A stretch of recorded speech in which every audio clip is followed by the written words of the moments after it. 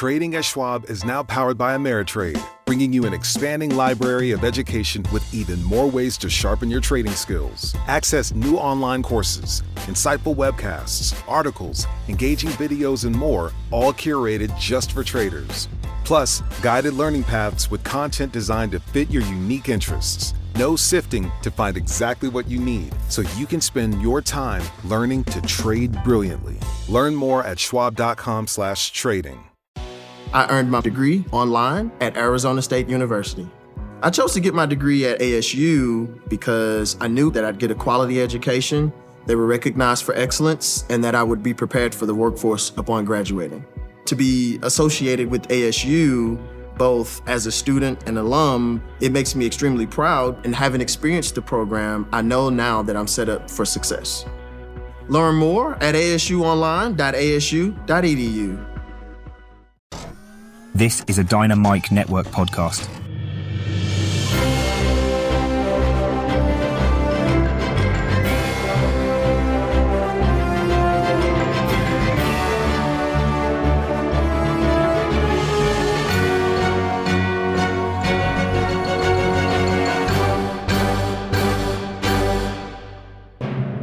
Hi, and welcome to the Dynamic Duel podcast, a weekly show where we review superhero films and debate the superiority between Marvel and DC by comparing their characters in stat-based battle simulations.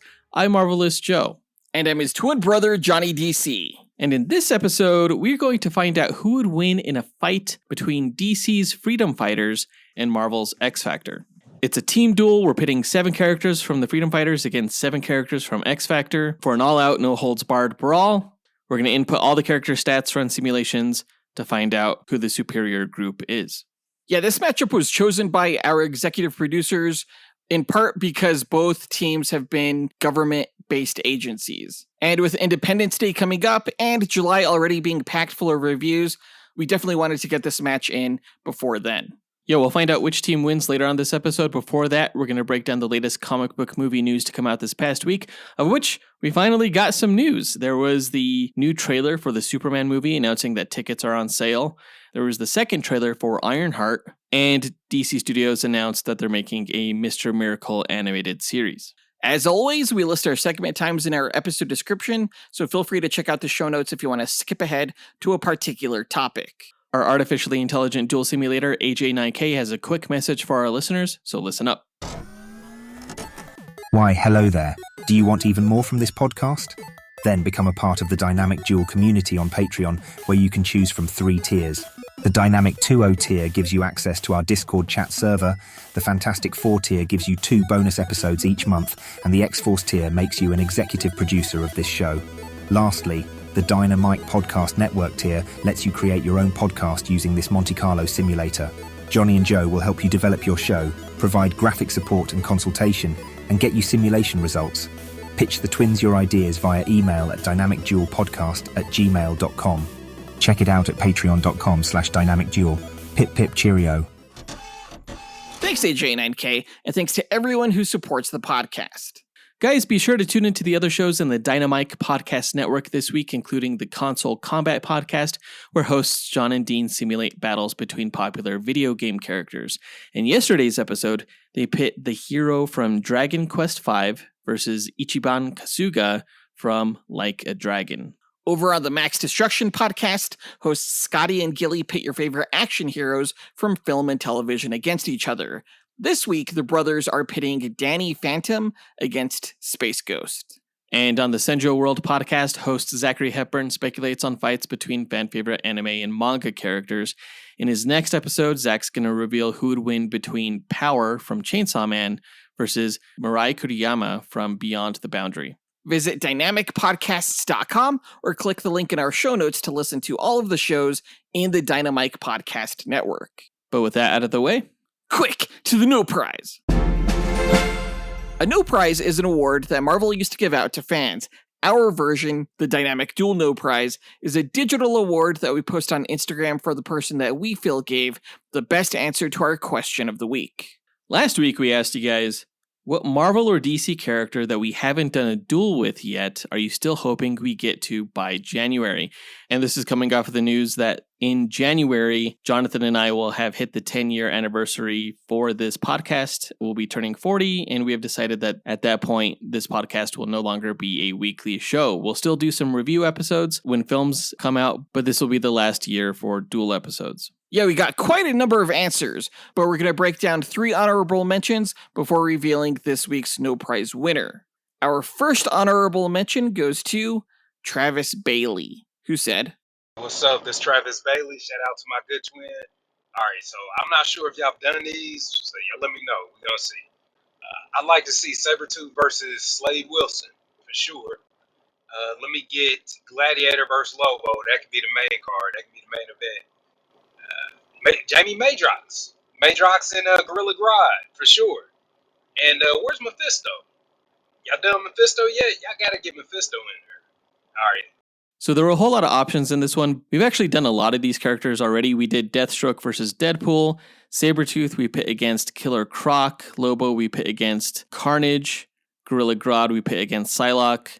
And Mephisto we pit against Sandman of the Endless. Yeah, but there are a number of characters he mentioned that we haven't done duels with, namely Multiple Man and Gladiator. Yeah, Gladiator is the head of the Imperial Guard for the Shi'ar alien race. He's basically just like Superman. With all of the weeks planned out for the rest of the year by us and the executive producer team, we won't be able to get to a Gladiator match, but we've done a lot of duels with Superman-like characters, such as, Superman versus Doctor Doom, Ultraman versus Hyperion, Sentry versus Zod, things like that. And while we won't be getting to a multiple man individual duel, luckily, Travis, he will feature in this duel episode, Freedom Fighters versus X Factor. Right, so look forward to that. Great answer, Travis. Our next honorable mention comes from Matt from Texas, who said, "Hey guys, Matt from Texas here.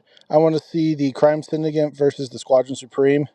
Crime Syndicate's Ultraman, Owlman, Superwoman, Johnny Quick, Power Ring, Deadeye, and White Martian versus the Squadron Supreme's Hyperion, Nighthawk, Power Princess, Blur, Dr. Spectrum, Golden Archer, and Skrullian Skymaster. I just think it would be awesome to see 2 alternate versions of the Justice League fight each other." That would have been a great matchup. Essentially, it's evil Justice League versus Marvel's version of the Justice League. But since they're both basically iterations of the Justice League, we can probably assume that the match would be close to 50-50, right? It's probably a coin toss. Although I'll say I really liked Matt's picks for each team. We have done individual duels with Ultraman versus Hyperion. Yeah, I think the episode is probably the closest we'll ever get to that match. Which hurts to say because I really love Squadron Supreme, but we have a lot of other great team duels coming down the pike. Teams like West Coast Avengers, the Inhumans, the Eternals, Legion of Superheroes, the Authority. So you still got a lot of great team duels coming your way. So great answer, Matt. Our final honorable mention goes to Alex Albro, who said, "Hey guys, I think you should do a duel between Lois Lane and Mary Jane, or Superwoman versus Jackpot. They could fight with their powers and compete to write the best article for their respective dailies. I'd also like to see Kevin Feige versus James Gunn, if you have a chance. And then also the last duel that I think we all want to see is Johnny DC versus Marvelous Joe. Thanks, guys." So actually the last matchup that you mentioned, Johnny DC versus Marvelous Joe, Johnny DC would totally win. No contest. What are you talking about? I would stomp your goofy ass. Don't even try. Actually, we already ran these simulations for one of our patrons one time, and we did determine I would win because, frankly, I just have more weapons than you. Yeah, I don't really own any weapons, so yeah, I would get my ass kicked. If it got into close range, though, I'm like quicker than Jonathan, right? So I just get in like a throat strike, and he'd just be down for the count. What? No, you're not. I'm way faster than you. What are you talking about? You know it. I know it.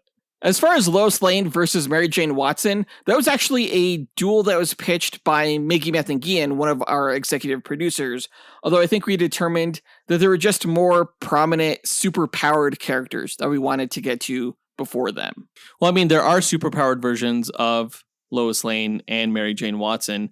Mary Jane Watson is Jackpot in the comic books, and she gets a random power based on this like slot machine gadget that she has. I don't know if a random power would help you against the powers of Superwoman, but if she rolls 3 7s on her device, she gets like godlike power. It's a long shot though, Could be interesting. But we're also trying to get to characters like Abomination and Ocean Master and Jubilee and Guy Gardner and, some of these big time players that we just haven't got to yet. But great answer, Alex. We want to give a quick shout out to Koyan Liao, who also gave the suggestion of Lois Lane versus Jackpot. Cyrus Moore, who said we should do a duel with Larfleeze, which we won't get to, but we will be doing other ring-powered characters. Daniel Alonso suggested Armadillo, or as I like to call him, Armadildo, after the MODOK television show. Jetson Batty also said Larfleeze. Cat Stevenson said we should do a Hive versus AIM team duel. That would be pretty cool. Although we have some AIM characters coming up in another team duel episode. Lorenzo Valdez said Lana Lang, who at one point was Superwoman. Yeah, she was like an electric version. Okay. I really like Sheldon Moore's answer, who said we should do Superboy Prime versus Franklin Richards, because that would also tie into the upcoming reviews we're doing next month with the Superman and Fantastic Four films. I mean, Superboy Prime would just punch Franklin Richards' reality alterations really hard.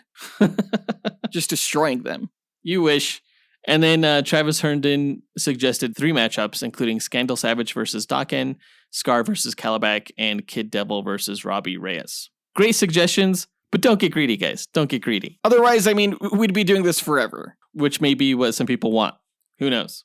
But the winner of this week's No Prize is Brian Rochester, who said, Hi, I think you should do a DC Universe versus Marvel Universe Universal War. Every character, every team. I know that's very far-fetched, but I think it would be pretty awesome to see that. I love your show, and sorry to see it go. Bye. Well, funny you should mention that, Brian, because we might have something similar to that planned for one of our final episodes. And I'll just leave it at that. All I could say is, I can't wait. It's going to be epic. Great answer, Brian. Congrats for winning this week's No Prize. If you, the listener, want a shot at winning your own No Prize, stay tuned to later on this episode when we will be asking another question of the week. And now that that's done, on to the news.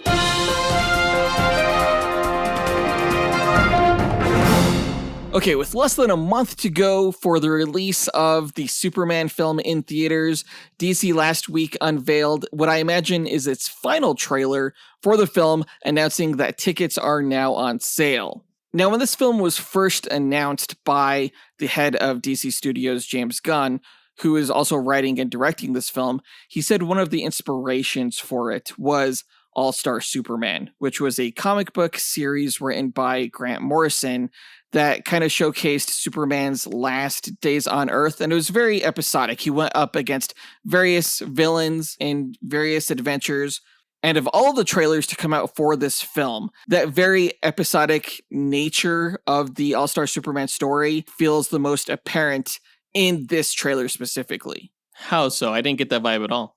There's just so much going on with all of the different characters that Superman is fighting, like Lex Luthor, like an army, giant kaiju monsters, portals opening up beneath Metropolis, giant eyeballs in the sky. There's just so much going on in this film. It seems like it's going to be the most epic Superman movie ever made. Now, there's a rumor that this film is not going to have like a typical 3-act structure. It's going to essentially be like a week in the life of Superman, as it were. In fact, they even had like chapters for this film that would be like Sunday, Monday, Tuesday. Now, that was a rumor. I'm not exactly sure if it was true, but again, this trailer feels like it's kind of all over the place, but in a really good and epic way. I didn't feel like it was all over the place at all. There's a lot of different types of villains that he's fighting, but it doesn't seem like it's outside of an elaborate plan by Lex Luthor, who really seems to take the spotlight in this trailer. Yeah, I'm not sure Lex Luthor is responsible for the portal beneath Metropolis or even the kaiju. I would be surprised if that was the case. I'm pretty sure that he will be the primary antagonist. This is a very, very action-packed trailer. That's probably one of the reasons I really like it, because I love seeing Superman in action. Not only do we see him stop a series of toppling buildings, but we also see him zipping around the skies, battling kaijus and other flying super-powered beings, a few of which I actually think might be Samson or Atlas from All-Star Superman, just based on their hairdos, which are a little bit blurry. I think they're intentionally keeping some of the villains secret in the trailers, which is fine by me. I mean, there's one guy that he punches in the face. I hope that's just not a normal human who's wearing a suit of armor. I think if you get punched in the face by Superman and you're not superhuman, your head just explodes. This guy loses some teeth, but it makes me wonder if Superman pulls his punches in the same way that Spider-Man does when he's going up against normal people. Yeah, I'd like to think that these are some superpowered individuals because, I don't like the idea of Superman just punching an ordinary human. But it is cool to see Krypto get in on the action as well. As we see Superman fighting everyone, we also have this voiceover from Lex Luthor who's talking about how he's essentially going to kill him and everyone he loves. It's not the best voiceover, but it does lend credence to the fact that he is the primary antagonist for this movie, and probably has an elaborate plot to basically kill everyone. There's this wild shot of Superman holding a green baby while being wrapped up by this other alien octopus creature. I have no idea what's going on in that scene, but it looks incredible. It's very different from, I think, anything we've seen before in a Superman film. Of course, we also get to see the supporting cast, everyone from Lois Lane, who pilots a high-tech ship alongside Jimmy Olsen and Perry White, as well as the Justice League members, Guy Gardner and Mr. Terrific. They look awesome. I'm assuming that ship belongs to Mr. Terrific? Maybe. It's kind of round, almost like one of his T-spheres. That's a good guess, I would say. In one of the final shots of the trailer, we see Mr. Terrific call down to Superman, who looks really beat up. He has 2 black eyes, and he's facing down this portal beneath the city. Now, are those black eyes, or has he just been using his heat vision, and that's heat scarring?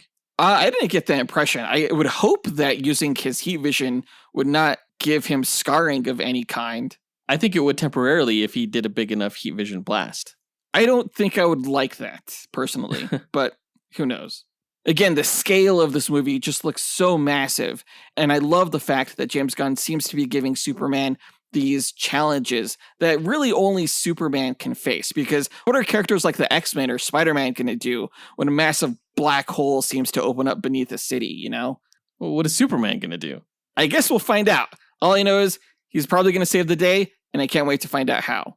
Probably my favorite moment from this trailer is also near the end, where we see Superman surrounded by these flying villains, and he's just blasting all of them with heat vision while spinning around super fast. It may be one of the coolest things I've ever seen Superman do on screen, and I can't wait to see it in theaters. This trailer totally sold me on getting tickets for the film. I bought mine. I hope you guys have too, because it looks like it's going to be epic, especially on a really big screen like IMAX. I'm going to go see it on the smallest screen I can. Sucks to suck, I guess. But considering all of the cool stuff that we get to see Superman do in this trailer, that brings us to our question of the week. What has been your favorite Superman moment from past films or television series, and why? And this includes animated films and television shows that Superman has been a part of, going all the way back to the 1940s. Record your answer at dynamicduel.com by clicking on the red microphone button in the bottom right-hand corner of the screen, which will prompt you to leave us a voicemail. Your message could be up to 30 seconds long, and don't forget to leave your name in case we include you on the podcast. We'll pick our favorite answer and award that person a Dynamic Duel No Prize that we'll post to Instagram. Be sure to answer before June 21st. In way better news, this past week, we got the official trailer number 2 for the upcoming Ironheart television series that's going to be released on Disney Plus starting on June 24th. Now, Disney Plus is releasing 3 episodes of the 6-episode series all at once. So basically half the show starting on June 24th, and then I think the subsequent episodes will be released weekly. But this particular trailer is probably the most exciting look at the show that we've gotten yet, in that it introduces the concept of Riri incorporating magic into her armor system, which is pretty damn cool visually, because as we see her heads-up display come up, we see sigils and runes and things like that. It's a really cool concept that they briefly touched upon in the comic books, where we've seen her incorporate the 10 rings into her armor. And I remember one time she fought alongside Doctor Strange, and she accessed the Wellspring, I think it was called, and she was shooting out magic repulsors. I'm pretty positive all this magic occult stuff ties into the primary villain of the show, who is the Hood, who gets his powers via the demon Mephisto. Oh, I thought Mephisto was going to be the primary villain. Do you think Riri sells her soul to get these powers? I think she makes a deal with the Hood, who is in turn powered by Mephisto. So it's going to be something like that. But it's interesting because this whole time we thought that the show was going to be this kind of set it off style story where we see Riri steal in order to work on her armor designs. But it looks like she actually goes much further than simply stealing, but she in fact, taps into dark magic. So we're definitely going to see her go down the rabbit hole, as it were, and redeem herself by the end, hopefully. Yeah, I had no idea that she had a history of tapping into magical sources in the comics. That's interesting. Actually, that's definitely the most interesting thing I've seen come out of all of these trailers. I would agree with you. Well, I mean, it's not something that she regularly does in the comic books, but there is precedent for including magic in this type of story. One of the other big reveals that we got in this trailer is that the show will be including her AI assistant named Natalie, and that she will be a 3D holographic projection, not just a voice within the armor, kind of like how Jarvis and Friday were with Tony Stark's armor. I thought in the comics that Tony Stark was her AI assistant. No, when he was dead for a time in the comic books, his digital consciousness did serve as a mentor figure early on, but no, he wasn't her AI assistant like Natalie was. When Natalie was like, who the hell else would it be, bish? I was like, Tony Stark? Yeah, Tony Stark is the answer to that question. I didn't love that line at all. That was just horrible writing. You know who else I thought delivered terrible lines? Alden Ehrenreich. I'm still pretty confused as to what his role is going to be in this show. Well, as I mentioned before, he's playing Joe McGillicuddy, who is an original character for this series. I think he's kind of serving as a Tony Stark stand-in, taking on that mentor role from the comic books. I agree it's not great dialogue. The whole taking things apart and putting it back together really gives off Watchmen vibes. And also, I just don't like the idea of him being her mentor. Where is Shuri? Why isn't she mentoring Riri? That's a great question. Yeah. Considering that Shuri helped facilitate her previous armor in Wakanda Forever, you think she'd be keeping tabs on her or something like that. In the same way that the Dora Milaje was keeping tabs on Bucky. Right. And maybe they'll show up. Who knows? All I know is that I'm way more excited for this show than Superman. And all I know is you picked a hell of a week to stop sniffing glue. Going back to DC news, recently it was announced that DC Studios is putting out its second animated series after Creature Commandos in Mr. Miracle, which is going to be based off of Tom King's Eisner Award-winning miniseries. We got our first look at the show in a single frame that looks like it was ripped right from the comics. And we also got a series description about how essentially Mr. Miracle will be battling Darkseid, who attains the anti-life equation, the result of which is fracturing Mr. Miracle's mind. Now, the comic book series that this is based on dealt heavily with themes of PTSD and depression. I'm not sure it's the best storyline to introduce the new gods. I especially don't love the idea of our introduction to Darkseid having him already attain the anti-life equation. That's something you should absolutely build up to. So while I love the idea that Mr. Miracle is finally getting his own show, I don't love the storyline that they will be basing it off of. Well, they might alter the storyline a little bit to accommodate the greater DCU that they're establishing. It could be more of a personal story than touching on the larger plot behind that arc. I think the show has a lot of work cut out for it. Not only does it need to introduce us to Jack Kirby's Fourth World and that whole cast of characters, but it also needs to be a personal story set within a larger world that James Gunn is developing, essentially. Well, he did a good job with that in Creature Commandos. But that was a fairly self-contained story. When you're involving characters like Darkseid and things like the anti-life equation, if that doesn't affect other DC projects, I would feel like they would have made a mistake. Because really, Darkseid and the anti-life equation should be a Justice League level threat, not just Mr. Miracle and Big Barda. I guess it would be like saving Thanos and the Infinity Gauntlet for an animated series as opposed to a whole saga of films. Exactly. I doubt they would do that. And even if they do, there's still plenty of other large-scale DC threats out there for the films to touch on. Now, there is a way in which they could keep this self-contained. That would basically be to have Mr. Miracle contained within an Omega Sanction, which is a trap, essentially, set by Darkseid, in which Mr. Miracle would just relive countless lives over and over. We'll see if they go that route. They would almost need to. I think that would be pretty cool, actually. We'll have to keep an eye on who they cast as the voice actors for these different characters, because as James Gunn has said, he wants there to be as much crossover between the animation voice actors and live action actors as possible. And here's hoping we get a live action New Gods movie one day. I think most fans know that they tried to get a live action New Gods film off the ground in the DCEU days with a film directed by Ava DuVernay, but that didn't come to fruition. It is nice to see this Fourth World stuff finally get off the ground, and hopefully it's done well. Yeah, I hope so. We don't know what network this is going to be on. It may not be on HBO Max. I guess they're shopping it around. So we'll see where it ends up and when it gets released.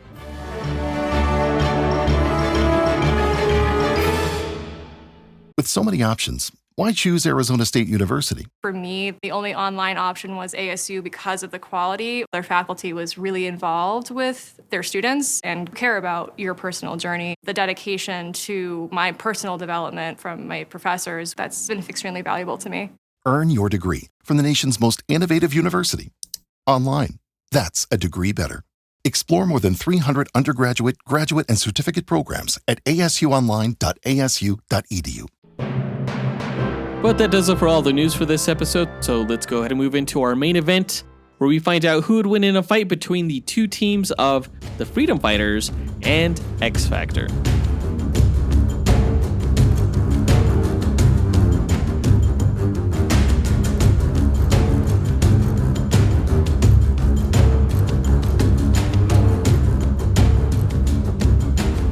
All right, Freedom Fighters versus X Factor. As we mentioned earlier, these are two teams that have been backed by the government going up against each other. That's kind of their thematic through line here. Although X Factor has definitely spent time on its own not being government sanctioned, but I think the most prominent version of the X Factor team was spearheaded by government agent Valerie Cooper.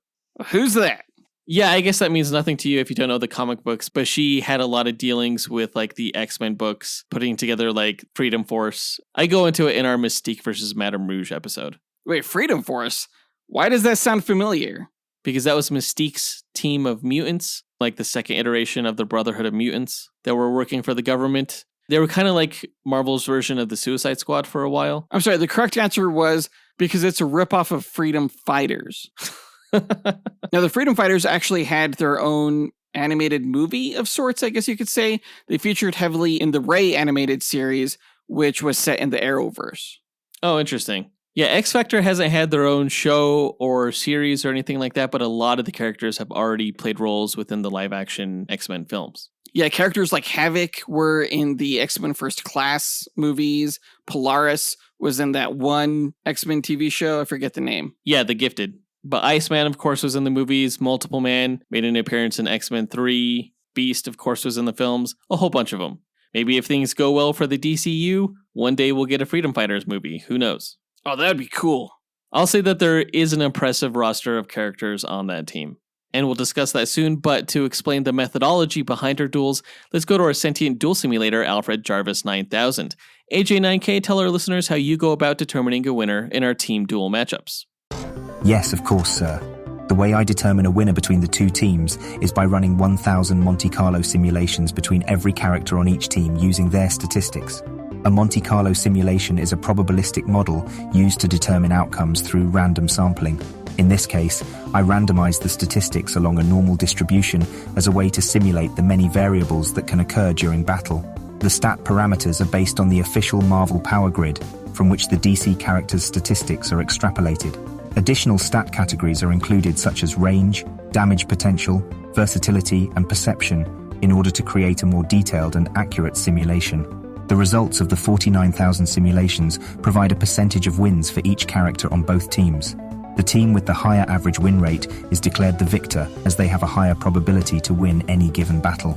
In an equitable pairing, neither team should win 100% of the matches. The comic book stories have shown that there's even a way for Batman to defeat Superman, so the confidence rate of my method falls in line with the precedents that have been established in the source material.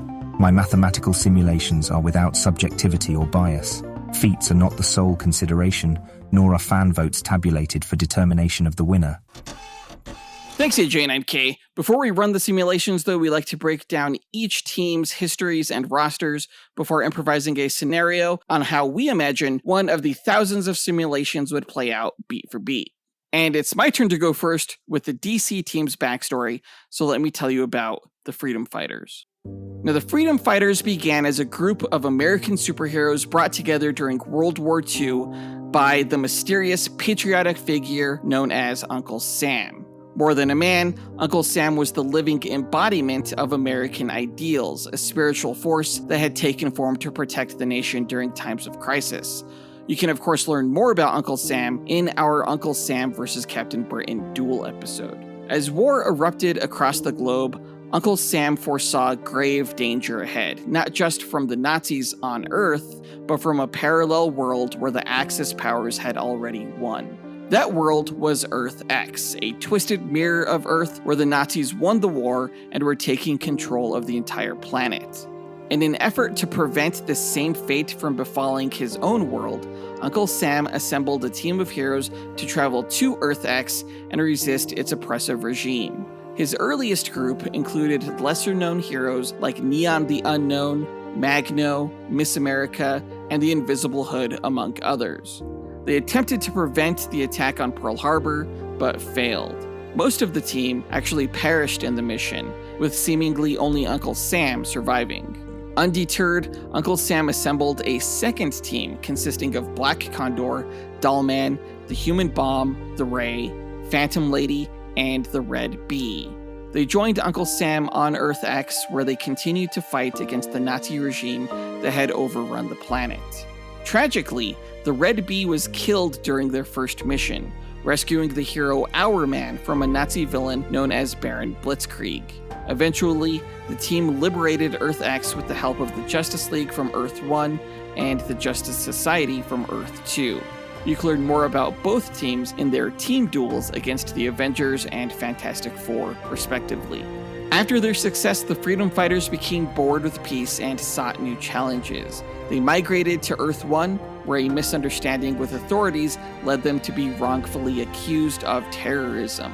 Framed by a villain called the Silver Ghost, the team became fugitives, struggling to clear their names while fending off both supervillains and law enforcement. They set up a base in New York City's East Armory and continued operating as heroes while being hunted by the authorities. While the team faced many threats, including alien warmakers and demons like Homulus, they briefly added new members like Firebrand and battled alongside Superman, eventually preventing a neo-Nazi plot to destroy American foundational documents.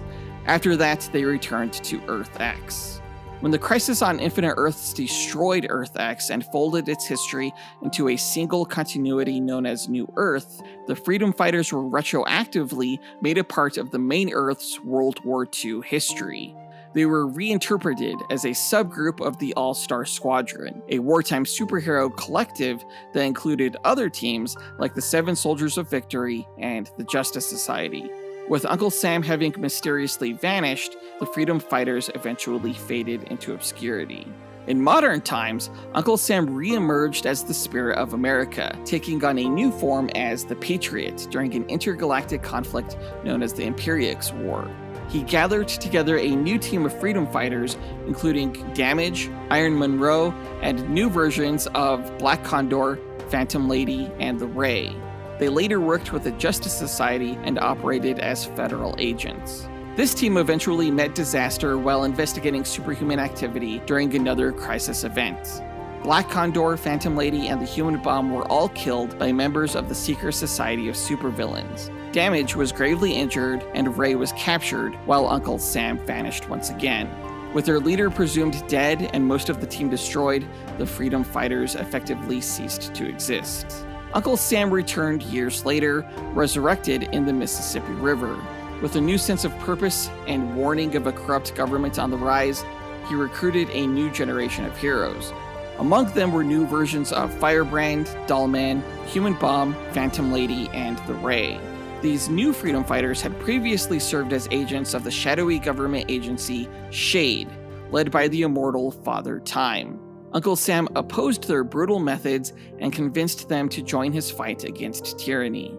Operating from a surreal extra-dimensional base called the Heartland, the new team continued to add members, including a new Black Condor, Red Bee, and Invisible Hood. Their main enemy became Father Time himself, who was working to install a mechanical doppelganger of a US Senator, Gonzo the Mechanical Bastard, as President of the United States. Uncle Sam discovered the plot and tried to expose Gonzo, but was captured along with his team by a new Miss America, secretly one of Father Time's agents. The team was rescued by reinforcements that included the resurrected original Miss America, who defeated her imposter.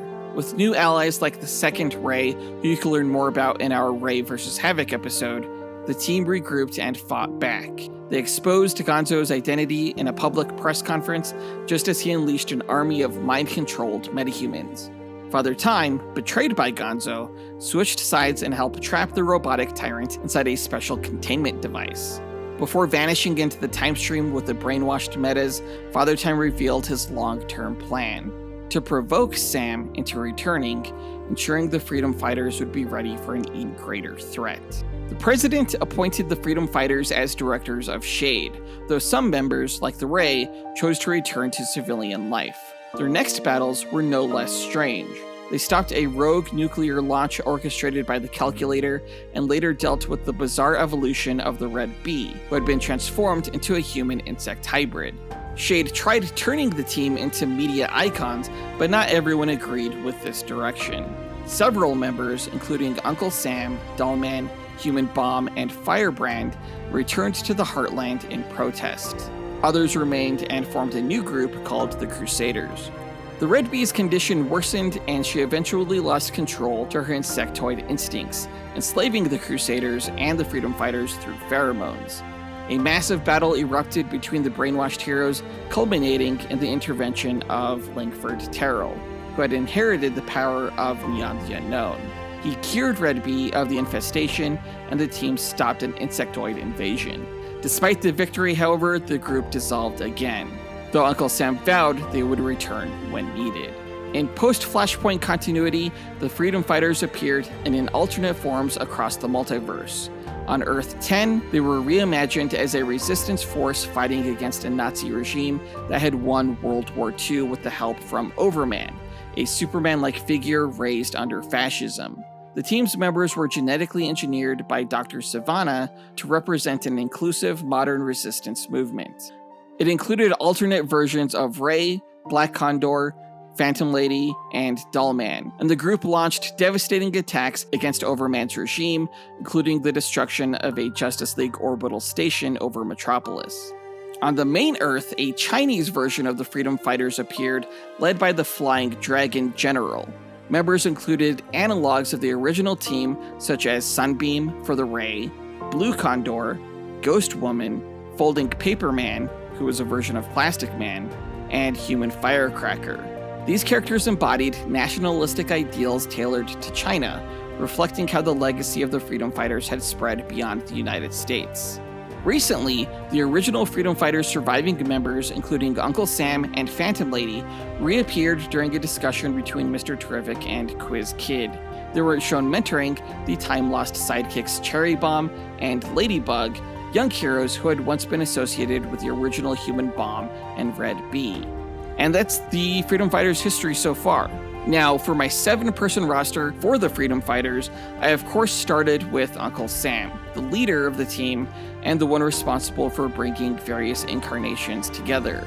I'm also going with the original team members of Black Condor, capable of flight thanks to his wind control, and the Ray, a being composed of pure light energy, both of whom you can learn more about in our Black Condor vs. Warpath and Ray vs. Havoc episodes. Original members we haven't done duels with yet that are on my team include Phantom Lady, who can turn invisible, intangible, and create holographic illusions, the Human Bomb, who possesses a powerful explosive touch as well as superhuman durability, and Dollman, the 6-inch telekinetic. For the 7th and final member of my team, I decided to go with Plastic Man, a short-lived member of the team, yet hands down the most popular character from Quality Comics, where all of these characters originated prior to DC's acquisition of that company. And you of course can learn more about Plastic Man in his duel against Mr. Fantastic. So to reiterate, my team consists of Uncle Sam, Black Condor, Ray, Phantom Lady, Human Bomb, Dollman, and Plastic Man. Yeah, I really like that roster except for Dollman, who is probably the worst DC character ever. You say that about every DC character. That's true, but I really mean it this time. Dollman's basically just an action figure with telekinesis. And his name is Dollman. You should be ashamed. Hey, here's an acquisition, man. You came with the whole package. What are you going to do? Well, I can guarantee you there's no one named Dollman on X Factor, although some members did have some pretty lame names like Strong Guy, although Guido's power was pretty cool. Let me tell you all about X Factor. The 5 original X-Men, Cyclops, Jean Grey, Angel, Beast, and Iceman, reunited after Jean Grey was discovered alive after being thought dead and was temporarily replaced by the cosmic entity known as the Phoenix Force, an event you can learn more about in our Raven vs. Phoenix duel episode.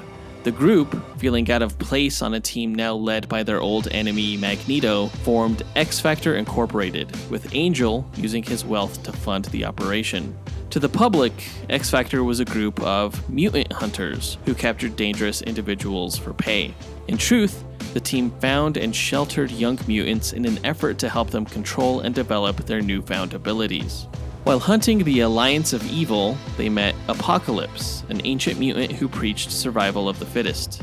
He vanished after testing their strength in their first encounter, promising to return. Soon, the villain Mr. Sinister's mutant henchmen, known as the Marauders, butchered a group of mutants called the Morlocks, who were living in the sewers under Manhattan. Angel rushed in to help, and the killer severely damaged his wings. Broken and bitter, he tried to attempt suicide, but Apocalypse saved him and experimented on him, giving him metal wings and blue skin. Angel was transformed into Death, one of Apocalypse's agents known as the Four Horsemen. Angel later broke free of his mind control, yet his new form and the name Archangel stayed with him. You can learn more about Archangel and Apocalypse in their respective duels against Zoriel and Black Adam. Apocalypse's horsemen attacked Central Park, and X Factor saved thousands of civilians, many belonging to the same crowd that had cursed mutants in fear. With Apocalypse defeated, the team moved into his captured living starship, a base big enough for all their young students. Later, demons warped the mind of Cyclops' wife and Jean's clone, named Madeline Pryor, turning her into a possessed villain known as the Goblin Queen. She tried to sacrifice her and Cyclops' son Nathan on the Empire State Building, but X Factor and the X-Men teamed up to stop her. However, Apocalypse soon kidnapped Nathan and infected him with a techno-organic virus to kill him. Rebels from 2,000 years into the future traveled to the present and took the baby forward in time to save him. He would return later as the hero Cable, whom you can learn more about in his duel episode against Booster Gold. After a final fight on Muir Island against the evil psychic entity Shadow King, the founding 5 X Factor members rejoined the X-Men, and X Factor closed its first chapter. You can learn more about the X-Men in their team duel against the Titans. Federal agent Valerie Cooper believed the United States needed a public mutant team and asked Cyclops' brother Havoc to lead a government-backed X Factor. Cooper also brought aboard Lorna Dane, a magnetic-powered mutant called Polaris. When Lorna was a young teen, her parents argued mid-flight on a private plane. The stress triggered her hidden magnetism power, which tore the plane apart and turned her hair green.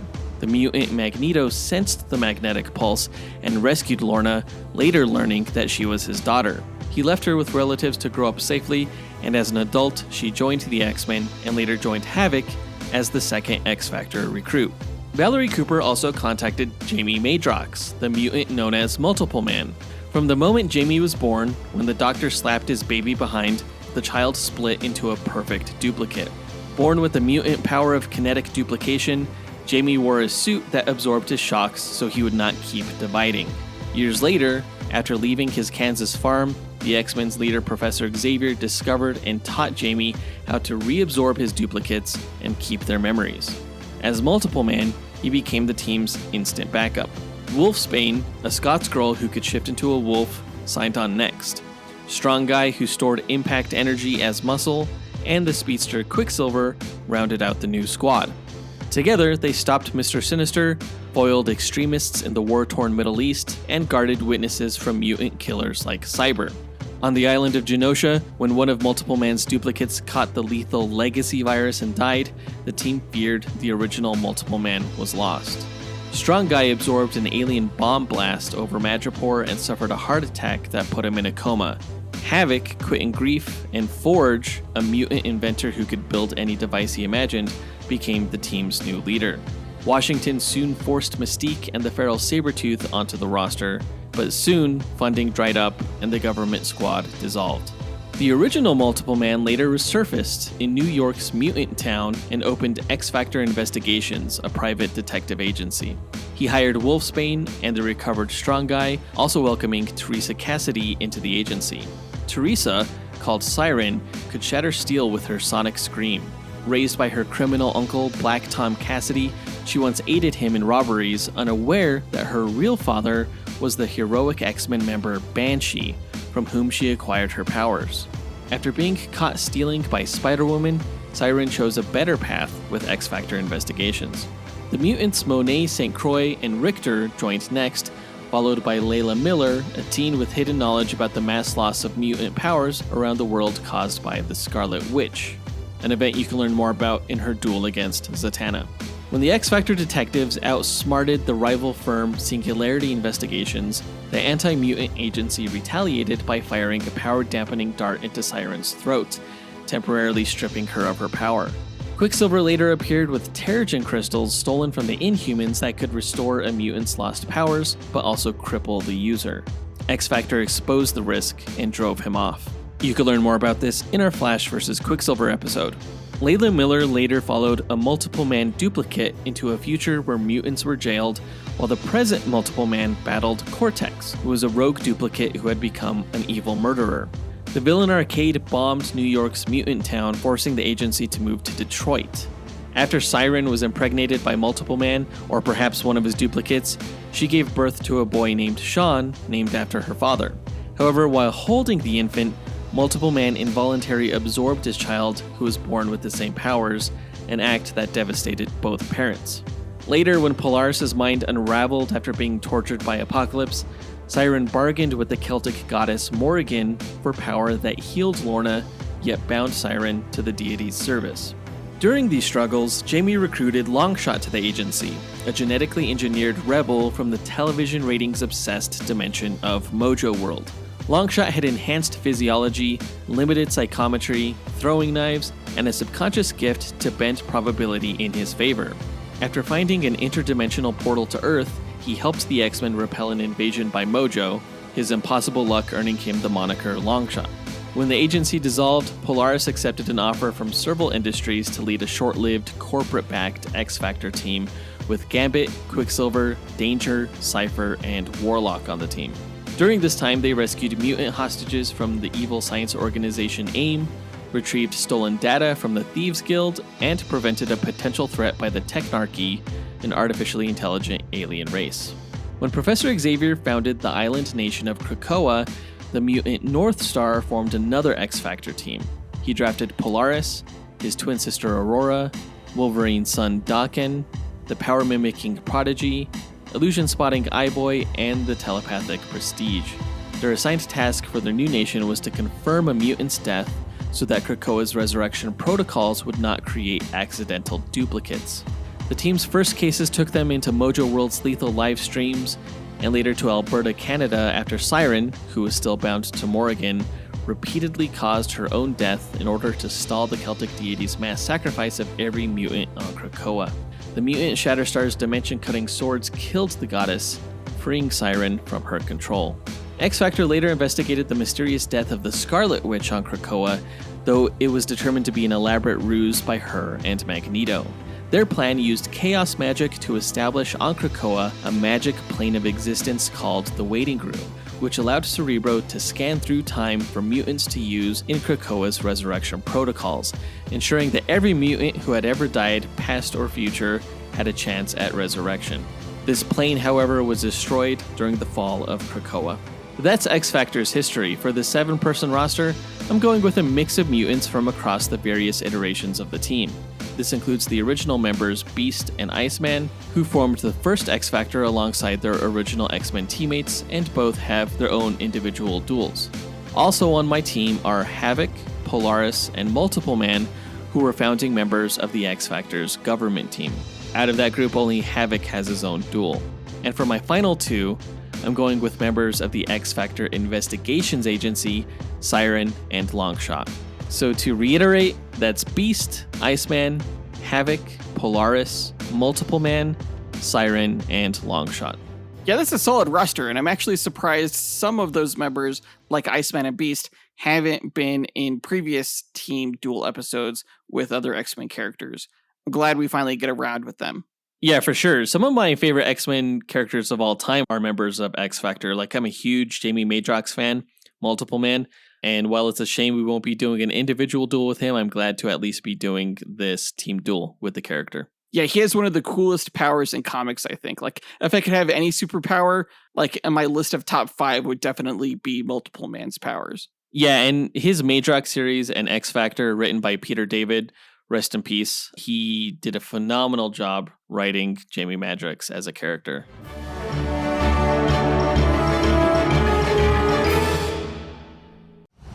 In a world where fantasies collide and heroes clash, one podcast network rises above the rest. Prepare yourself for the ultimate showdowns in comic books, video games, movies, and anime. The Dynamite Podcast Network presents Console Combat, where video game legends brawl every Monday. Dynamic Duel, where comic book titans smash every Tuesday. Max Destruction, where TV and action heroes battle every Wednesday. And Sendro World, where anime champions clash every Thursday. Join us as we speculate on the matches and, armed with the power of mathematical simulations, discover who will emerge victorious.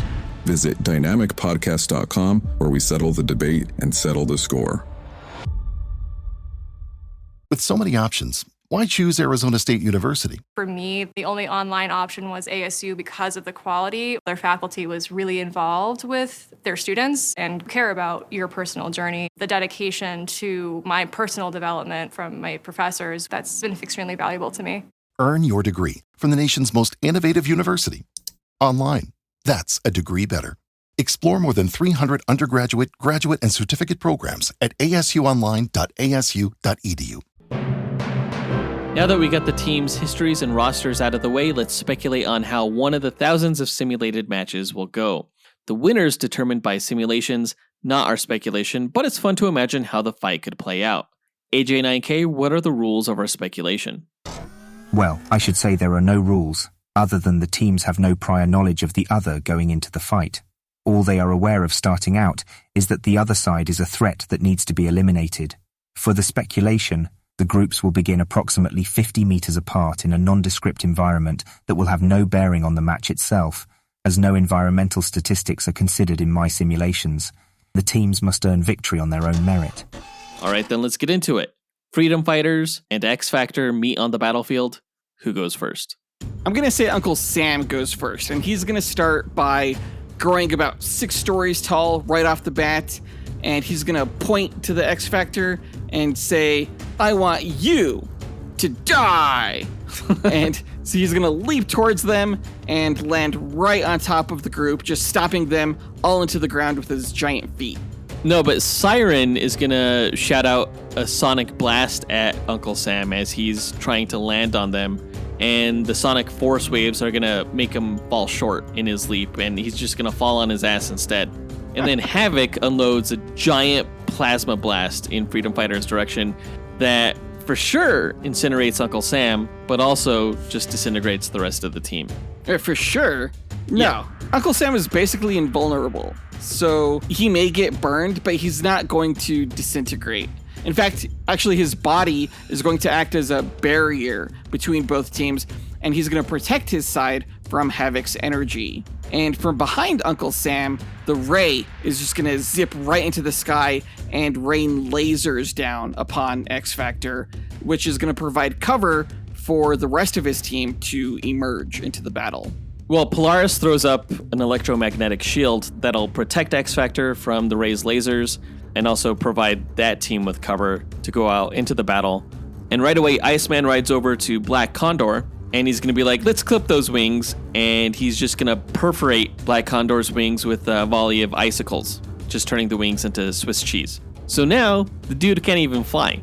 No, I'm going to say Black Condor totally saw Iceman sliding toward him, because how could he not? And he's going to counter these icicles with a generated gust of wind that's strong enough to redirect them toward, let's say, Beast. And it's going to attack him in his chest and in each of his limbs. Well, okay, so Beast gets tagged with like one or two of these icicles, but the damage is minor at best. He also has quick enough reflexes to avoid the rest of the ice spikes by flipping into the air. And in fact, he catches one of the icicles, and he's going to land on Uncle Sam's giant head and probably make some quip about the sorry state of US politics before just jamming the icicle right into one of Uncle Sam's eyes. So now Uncle Sam has no depth perception for the rest of this match. Well, let's say Dollman was on Uncle Sam when this happened, just kind of hiding out. And he's definitely too small for Beast to notice. So before Beast can even land on Uncle Sam, Dollman is going to telekinetically stall Beast in midair and then hurl him really hard right into Longshot, sending both of them toppling across the ground. Except that with Longshot's good luck power, he ducks out of the way just in time.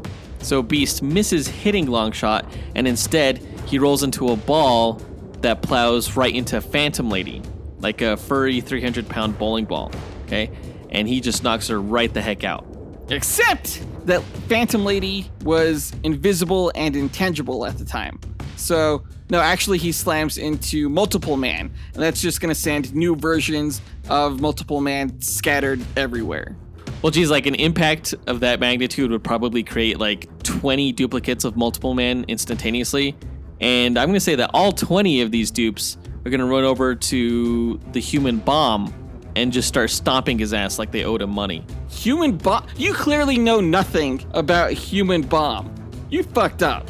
I'm going to say as these Multiple Men are attacking the Human Bomb, he's going to pull off one of his gloves and just punch one of them right in the shin, generating this massive explosion that disrupts the entire environment. Everyone just goes flying away from the explosion, and all of the Multiple Men themselves, including the original, capture the brunt of this explosion and get disintegrated. You can't do that. Nah, that was way too quick for Multiple Man. He didn't know what Human Bomb does. How is Multiple Man supposed to know? He's gonna learn today. He just did. Okay, so Multiple Man's out, and the battlefield is a shallow crater. Everyone's scattered. The dupes are dead. And everyone on X Factor is probably like, oh shit, we got to get rid of this Human Bomb guy. So I'm just going to go out on a limb here and say that I think the Human Bomb suit is made out of metal. No, actually, it's a material called Vibrowax. It's like this non-metallic, heat-resistant material. It's like the only thing he could touch that doesn't explode because it's chemically inert. Fucking course it is. Well, then Iceman freezes Human Bomb, so now he's just frozen in this big ice cube, and Siren lets out a sonic cry that shatters the ice cube and Human Bomb to pieces. So he's out of this match now. Damn. No more threat from him. Meanwhile, Havoc fires a plasma wave at Plastic Man that just melts him into a plastic puddle. Okay, well, Plastic Man, of course, is going to be super extra about it. He's going to transform to look like the Wicked Witch of the West. He's going to be like, I'm melting. And that's going to get the attention of Black Condor, who is just going to dive bomb Havoc and knock him onto the ground, which is going to give Plastic Man just enough time to spring into the air and turn into this small house that lands on Havoc, crushing his body with only his legs poking out from beneath the foundation. So Havoc's dead. Why all the Wizard of Oz references? I don't know. Plastic Man just watched the movie. It was top of mind. Okay, well, Polaris would be upset by Havoc's death. She's angry, and she's so angry that she emits a electromagnetic wave that fries all the tech on the battlefield. So that would include Phantom Lady's tech, right? And whoever else uses tech. And at the very least, I think the EMP would make Ray puke his guts or something. Oh, right, because he's sensitive to electromagnetic energy? Maybe. But yeah, Phantom Lady really is the only one on the team who uses tech. It would disrupt her black light technology that gives her her powers. So, she's probably not invisible or intangible anymore. Good, because that's when Beast leaps over to her and lands like this 25 hit combo. Just like a cartwheel kick followed by like a breakdance windmill move and like a capoeira butterfly kick thing. Phantom Lady's just getting hit like, and then, she's dead. Wow, okay. Meanwhile, Polaris, she's suddenly gonna get wrapped up in a giant Plastic Man burrito. Like literally, it's a giant tortilla with goggles. And in her panic, while trying to get out, she's gonna quickly use up all of her air and suffocate. So she's out. A burrito is a weird way to go out, but I'm gonna say this is a frozen burrito. Because Iceman just froze Plastic Man, and Plastic Man's out of the match, because ice is his weakness. But Iceman grows into a giant form, like an ice giant, about the same size as Uncle Sam. And he's gonna grab this frozen Plastic Man burrito and just slap it across the face of Uncle Sam. So Plastic Man shatters, and Uncle Sam just got walloped in the face. Okay, so you literally awoke a sleeping giant. Bad move. Because while Iceman is distracted by trading blows with Uncle Sam, Ray is going to just bombard Iceman from above with heat waves. That's going to melt him and evaporate him simultaneously so that Iceman becomes non-existent, basically. Okay, but Beast, after beating the crap out of Phantom Lady, he used his ingenuity to get her black light technology working again. Because he studied it and he's smart like that. And he's going to use her black light technology to emit a black light hologram that he's going to shoot at the Ray, which is going to encase the Ray in darkness and just erase him from this match. Interesting. Okay. Science. That was a good move, actually. But suddenly, Uncle Sam's giant top hat is going to slam down over Beast, and when he lifts it back up, Beast is gone because he was banished to the Heartland dimension by Uncle Sam, who used his hat like a portal. What is he, some kind of stage magician? Sure. Instead of pulling a rabbit out of a hat, he puts a beast into it. But then all of a sudden, Uncle Sam's head explodes. What? And Dollman crawls out of it. Why? Because Siren used her hypnotizing siren song to lure Dollman into going into Uncle Sam's head and then blowing it up with a mental blast. Dang! Well, with the death of Uncle Sam, the leader of the team, Black Condor is going to fly literal circles around Siren, trapping her in a tornado that's also going to suck the air away from her, and that's going to prevent her from using her sound powers, while also simultaneously knocking her unconscious from the lack of oxygen. So Siren's out. But then all of a sudden, Black Condor falls out of the sky because he got a throwing blade to the face. And yeah, he's high up in the air, but Longshot threw the blade, and Longshot's aim is lucky like that. Which means that the battle is down to Longshot and Dollman. Oh, shit. Okay, Dollman, he's a master of stealth operations. So he's just going to use the environment and like all of the bodies strewn about to hide from Longshot. And he's going to wait until Longshot just stumbles right over him. And that's when Dollman is going to do a leaping uppercut right to Longshot's abdomen, just knocking the wind out of him. And with Longshot on his knees trying to breathe, that's when Dollman is going to deliver a knockout punch right to Longshot's temple, knocking him out. So Dollman is like leaping around doing all this punching? Yeah? Okay. Well, when Dollman first makes contact, when he knocked the wind out of Longshot, that's when Longshot got a glimpse of Dollman's future using his psychometry. So Longshot knows that the second blow to his head is coming while he's kneeling. So instead of landing that shot, Dollman just jumps into a knife that Longshot threw, and the match is over. Nah, because Dollman, he's really agile for his size. And so as the knife is coming at him, Dollman's just gonna freeze it midair, jump onto the blade like he's surfing it, and he's going to ride it as he telekinetically hurls it right into Longshot's own neck. Yeah, he meant to do that, but he mistimed everything and then got cleaved into by the knife. Caused, of course, by Longshot's probability manipulation. That's dumb. But that's also probably a good place to leave the match. Either Dullman uses Longshot's own blade against him, or Dullman just has bad luck and ends up getting cleaved in two. Let's go ahead and input the team members' statistics into our simulator, run the sims, and come back with the winner. AJ9K, hit it. Inputting data, running calculations, processing results. Simulations complete.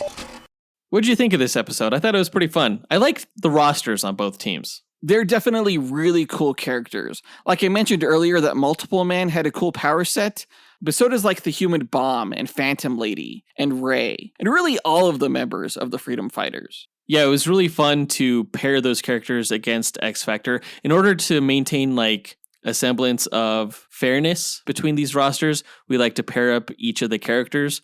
So in this instance, we went with Ray and Iceman, Plastic Man and Multiple Man, Dollman and Longshot, Black Condor and Siren, Phantom Lady and Polaris, Human Bomb and Havoc, and Uncle Sam and Beast. I thought those were pretty damn good pairings. Yeah, a few of those would have made fantastic individual duel episodes. Inputting the team statistics, it looks like the biggest differences between the teams were in the categories of durability and perception, with the Freedom Fighters being way more durable, like shockingly more durable than X Factor. As compared to some of DC's characters like Plastic Man, Uncle Sam, Human Bomb, who all have increased durability. Yeah, the Ray can regenerate and stuff like that. My most durable character was Iceman, who could also regenerate. But we had decent evasiveness, like Polaris has her force fields, Longshot has his probability manipulation, and Iceman also has shielding. We did say that the X Factor team was much more versatile. A lot of the Freedom Fighter members are kind of one-trick ponies. I think another category that sticks out is range. A lot of the X Factor guys have some sort of ranged attack, except for Beast. Now, I definitely had the most powerful character on both teams in the Ray, surprisingly. No, he wasn't the most powerful. He actually tied with Polaris, who was also very powerful and the most powerful on X Factor, stat-wise. But X Factor had the weakest members out of both teams in Siren and Havoc, which is shocking to say because they're both pretty powerful characters. So I think that just goes to show that both teams have really solid rosters. So with all of this said, Joseph, which team do you think came out on top? I think it's going to be X Factor. And Instagram agrees with me because 61% of our followers who took part in our poll said that X Factor would win. And I think the win rate's going to be right around there. I feel like anytime you pit an X-Men team against any other team, people are going to vote for the X-Men team. They're just, more popular. As they should. But are they right? Let's find out. AJ9K, the results, please. Here you are, sir. The winner in the team duel matchup between Freedom Fighters and X Factor is Freedom Fighters. Bish! How the hell did that happen? By how much? Freedom Fighters won 56.2% of the simulated matches compared to X Factor's 43.8%. So it was close, but like not that close, I guess. You thought X Factor was going to beat Freedom Fighters by 61%? Yeah. What? Why not? Because they're not that good, bro. I was initially thinking about having Quicksilver on this team duel, and I wonder if maybe I should have replaced like Longshot or Siren with Quicksilver, who may have been more statistically impressive. I was thinking about that when you were listing all the different characters that were on the team, and I was like, oh, Quicksilver, why was he not on this roster? Not that it would have made a difference, you know. It probably wouldn't have made a difference. I think I still would have lost. Because even Quicksilver is not that much statistically better than Longshot or Siren or Havoc. Freedom Fighter, I guess, is just a team composed of cheater characters who are way too powerful for their own good. Just vague and powerful. That's all DC has. Well, I mean, they didn't even start on DC. They were Quality Comics characters that DC acquired. Well, they acquired them because the characters were vague and super powerful, so. And winners, unlike your team of losers. Now, actually, the losers are a DC team as well. Oh, yeah, that's fair. That's true. But that does it for this duel. AJ9K, help close us out. Thanks for listening to Dynamic Duel. Visit the show's website at dynamicduel.com and follow us on Instagram at Dynamic Duel Podcast. You can support the show on Patreon at patreon.com/dynamicduel and joining a tier that works for you, or by rating and reviewing Dynamic Duel on Apple Podcasts, Spotify, Podchaser, or on our website. Don't forget to listen to the other shows in the Dynamite Podcast Network, including Max Destruction, Senjo World, and Console Combat. In our next episode, in lead up to the Superman film, we will be doing another duel episode, this time between the Green Lantern, Guy Gardner, against Gore the God Butcher. That'll be a fun one. Can't wait for Guy to get his ass kicked. But that does it for this episode. We want to give a big thanks to our executive producers, John Starosky, Zachary Hepburn, Dustyn Balcom, Miggy Matanguihan, Nathaniel Wagner, Levi Yeaton, Austin Wesolowski, AJ Dunkerley, Nick Abanto, Scott Camacho, Gil Camacho, Adam Speas, Dean Maleski, Devin Davis, Joseph Kersting, Josh Liner, Mike Williams, Oscar Galvez, and Paul Graves for helping make this podcast possible. We'll talk to you guys next week. Up and away! True believers. But the real question is who would win between X Factor and The Masked Singer, am I right?